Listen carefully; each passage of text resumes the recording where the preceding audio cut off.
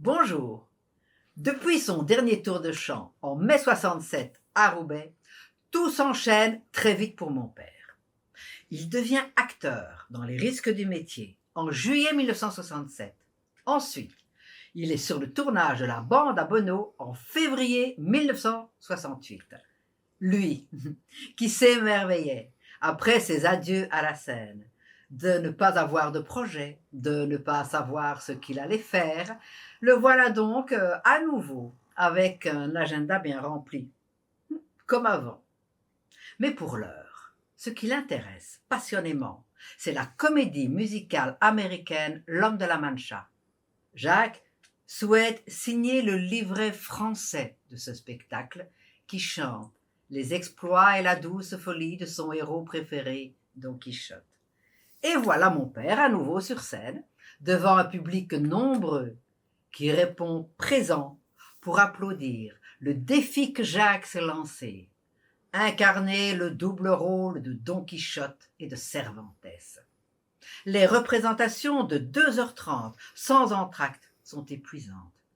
Il faut savoir que la pente de la scène et les 8 centimètres de talonnettes ajoutés dans ses chaussures pour l'agrandir et incarner le personnage lui provoquent de très fortes crampes aux jambes. Après plusieurs semaines de spectacle, Jacques souffre d'une gastro-entérite, obligeant la troupe à annuler quelques représentations.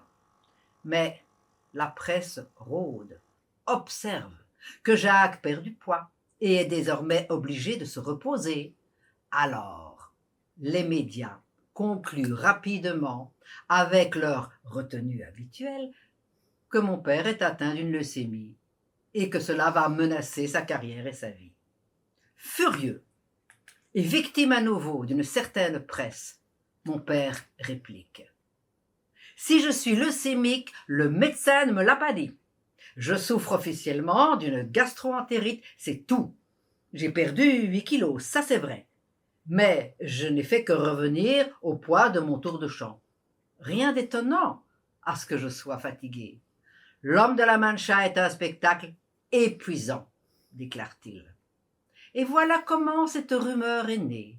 Et aujourd'hui encore, il m'arrive de rencontrer des personnes convaincues que le cancer de mon père commença lors des représentations de L'Homme de la Mancha. Mais il y a tant de rumeurs qui circulent à son sujet. À bientôt.